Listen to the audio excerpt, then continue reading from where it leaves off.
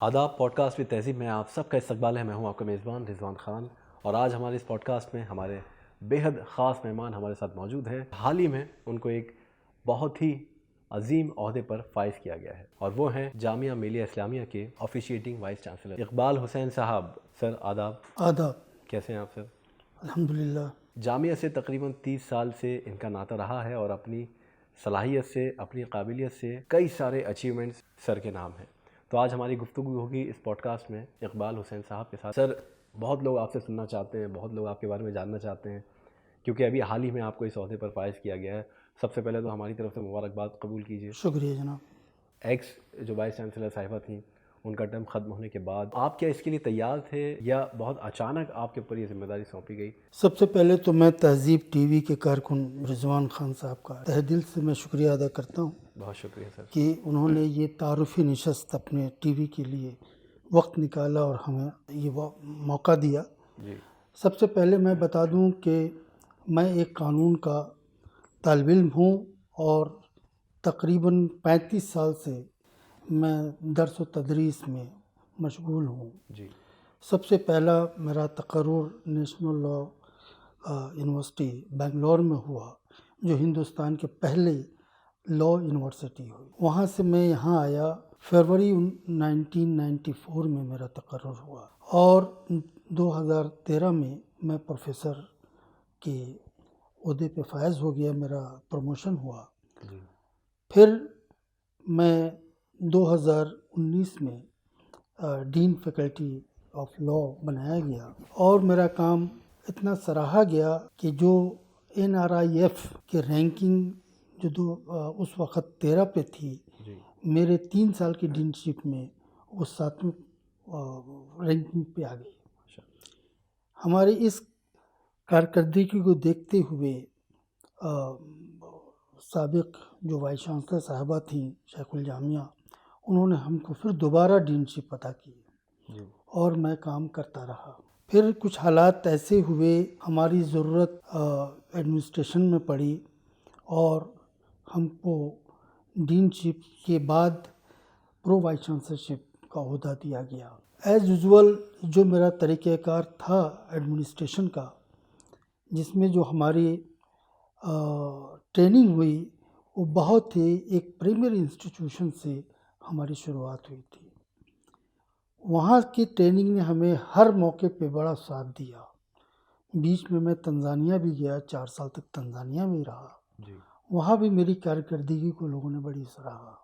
ایک فورن یونیورسٹی میں اتنے دن تک کام کرنا اور بڑے اچھی طریقے سے کام کرنا، یقیناً پروردگار کا بہت کرم ہے میرے اوپر، جو ایمانداری سے اس نے مجھ سے کام کروایا۔ پرو وائس چانسلر کا بھی کام میں اسی طرح سے انجام دیتا رہا، اور اسی کی بدولت جب ہمارے سابق وائس چانسلر صاحبہ کا ٹرم ختم ہوا، تو جو ہمارے آئین میں ہے جامعہ ملیہ اسلامیہ ایکٹ کے تحت، کہ جب بھی وائس چانسلر اپنے عہدے سے سبکدوش ہوں گے، تو جو موجودہ پرو وائس چانسلر ہے وہ قائم مقام شیخ الجامعہ کا عہدہ وہ حاصل کرے گا۔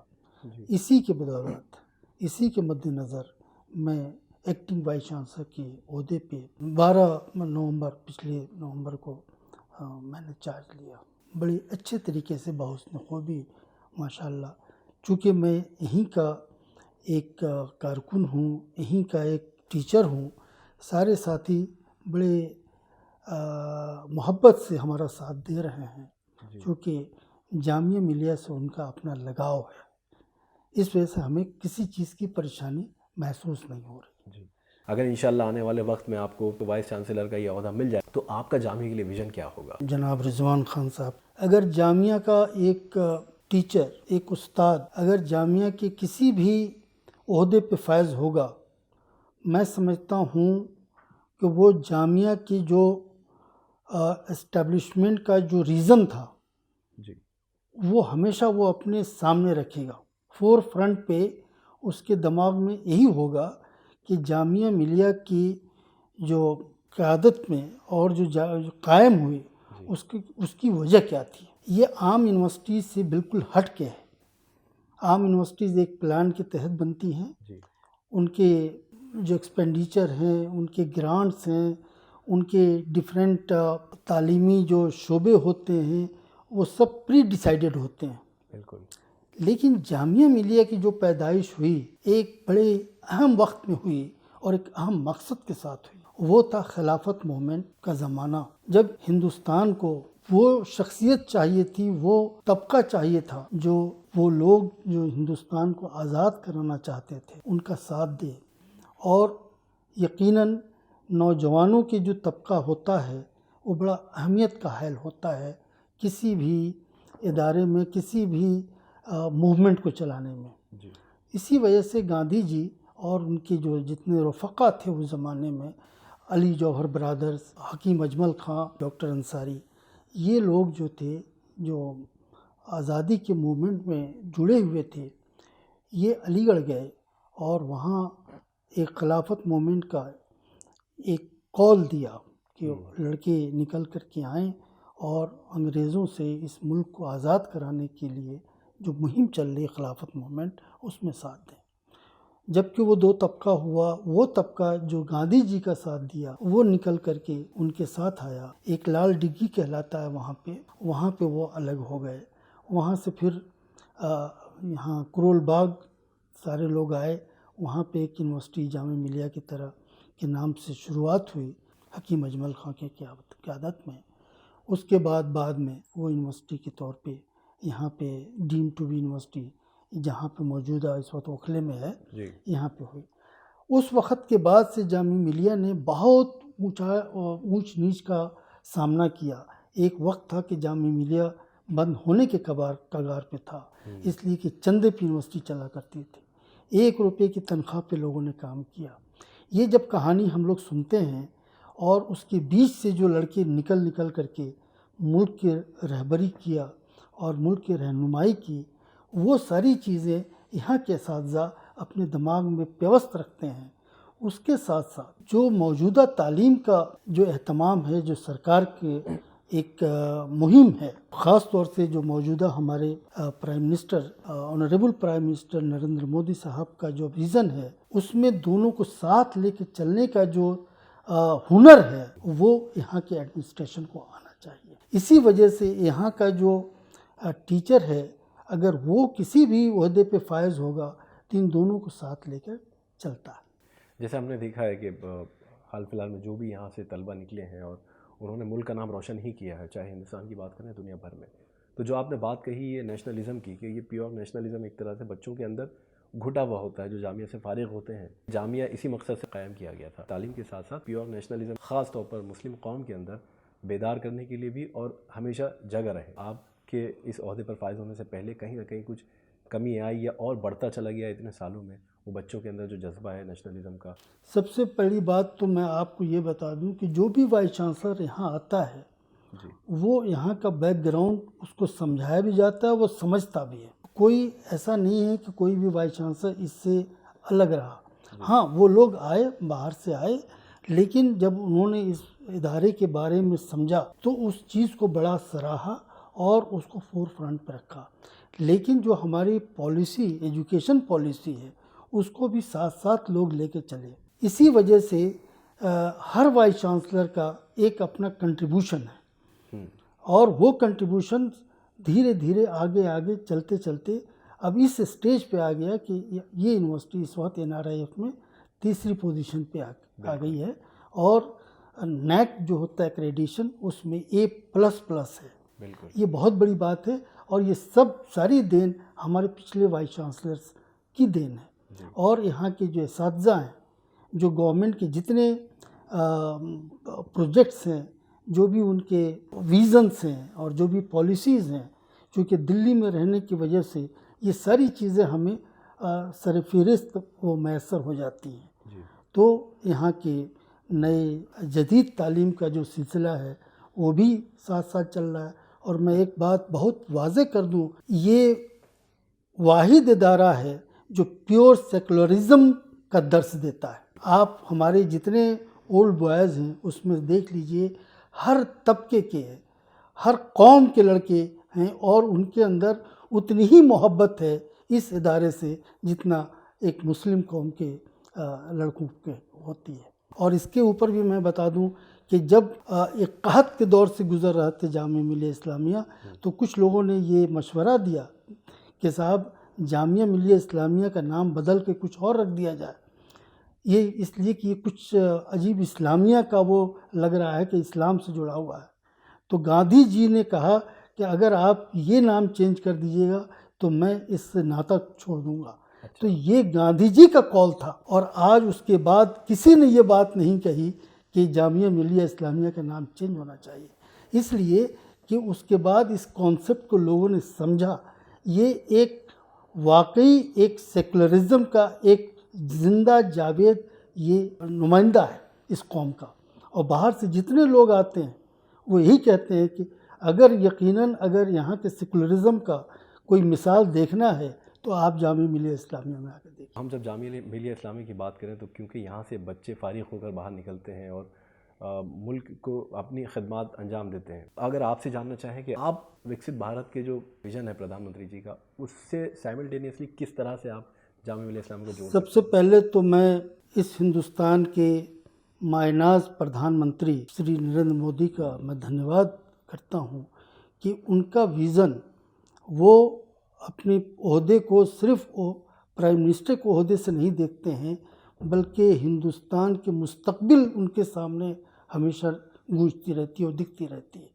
اسی کا نتیجہ وکست بھارت 2047 ہے۔ جی ابھی تھوڑی دیر پہلے ہمارے additional secretary ministry of education Sunil Kumar Barnwal ji ابھی ایڈریس کر رہے تھے، میں وہاں پہ تھا، انٹریکٹ بھی کیا، کہ یہ ایک 2 ہفتے کا مہم چلنا جا رہا ہے جس میں یوتھ کو یہ آزادی دی جائے کہ وہ بتائے کہ ایجوکیشن کے حوالے سے وہ اگلے 25 سال میں کیا چاہتا ہے۔ پہلے یہ سارے فیسلٹیز نہیں تھی، لیکن الیکٹرانکس میڈیا کے ہونے کے ناطے ایک ہندوستان کا بچہ اس پورٹل کو یوز کر کے یا اور جو سسٹم جو ڈیولپ ہوا ہے اس سے اپنی بات رکھ سکتا ہے، جس میں سرکار میں بیٹھے لوگ اس کا انالائسس کر سکیں۔ 11 دسمبر سے لے کر کے 24 دسمبر کا پروگرام پردھان منتری جی کا ہے۔ اس دن وہ اپنا ایک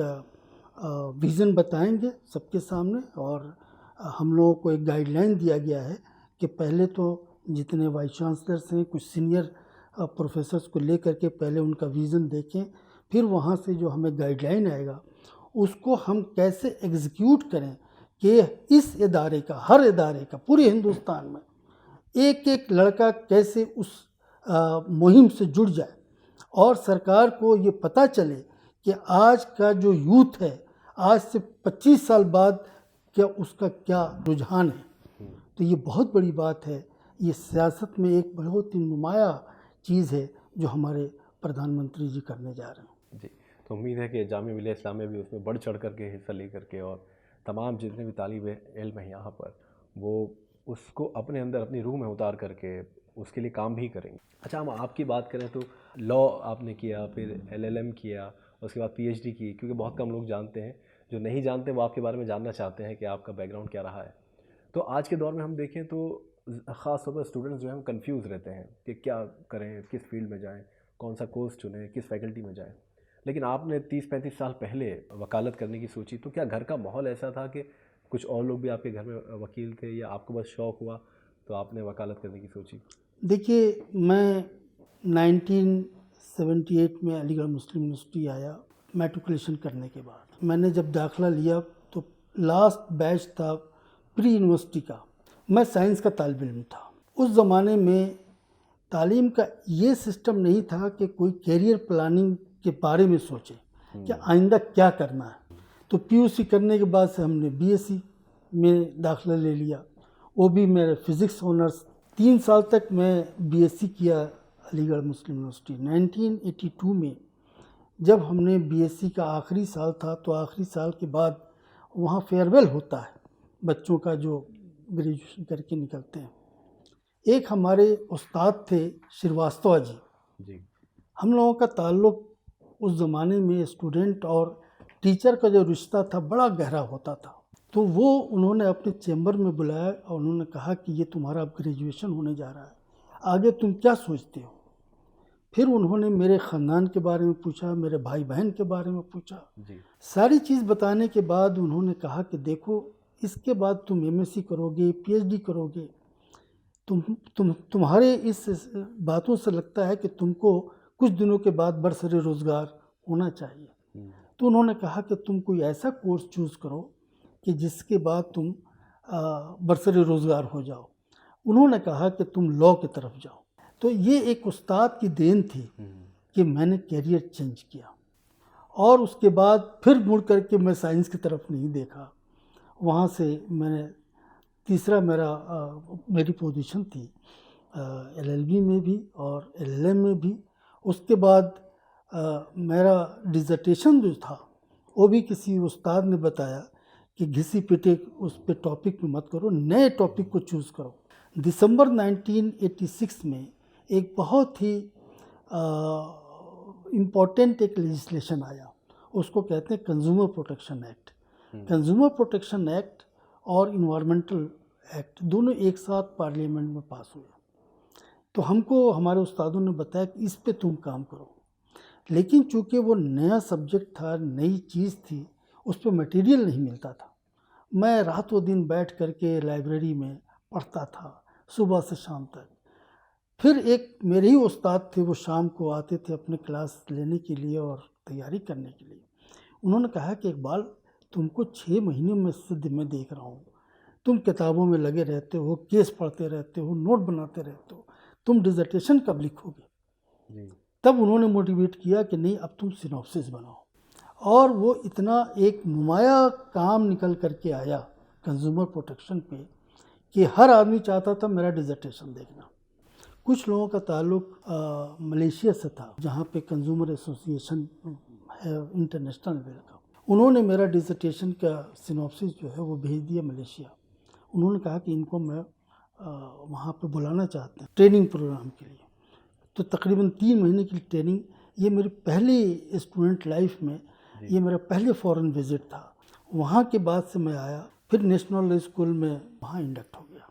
तो ये तो आपने बहुत मुख्तसर अंदाज में अपने करियर के बारे में बताया, लेकिन चैलेंजेस इसमें ज़ाहिर बात है इस मकाम पर पहुंचने के लिए बहुत सारे रहे होंगे। बहुत लोगों के लिए इंस्पिरेशनल आपकी कहानी है, क्योंकि आजकल हम देखते हैं कि बहुत नौजवान जो हैं मेहनत करना नहीं चाहते, बहुत शॉर्टकट अपनाना चाहते हैं तरक्की के लिए। उनके लिए मैं चाहूँगा आखिर में आप क्या मैसेज देना चाहते हैं। पहले के दौर अलग था, पहले कैरियर प्लानिंग नहीं हुआ करती थी और एक आखिरी डिग्री ले करके आप नौकरी की तलाश में जाते थे।